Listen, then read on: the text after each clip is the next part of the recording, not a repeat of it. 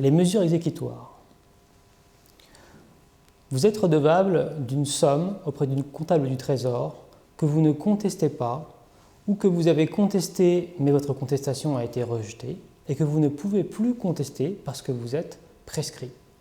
Le comptable du Trésor est donc en droit d'exiger le paiement immédiat de ces sommes et si vous ne les payez pas, d'obtenir ce paiement par des voies de recouvrement dites forcées.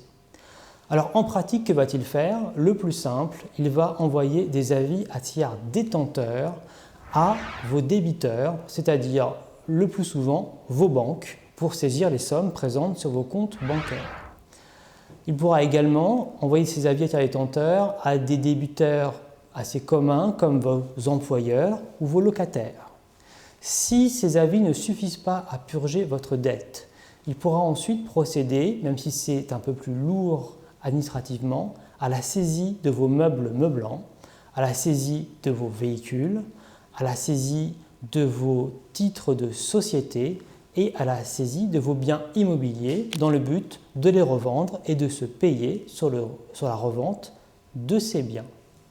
Enfin, si toutes ces mesures ne lui permettent pas d'obtenir le paiement total de la dette exigible, il lui reste encore la possibilité, si vous êtes une entreprise, de vous assigner en liquidation judiciaire et si vous êtes un particulier, de demander que vous soyez mis en procédure de rétablissement personnel. Alors il faut bien sûr savoir que ces mesures exécutoires particulièrement lourdes, particulièrement dures pour le contribuable, sont soumises à des règles de fond et de forme et que chacun des actes que pourra engager le comptable du Trésor pourrait être contesté dans un délai de 2 mois.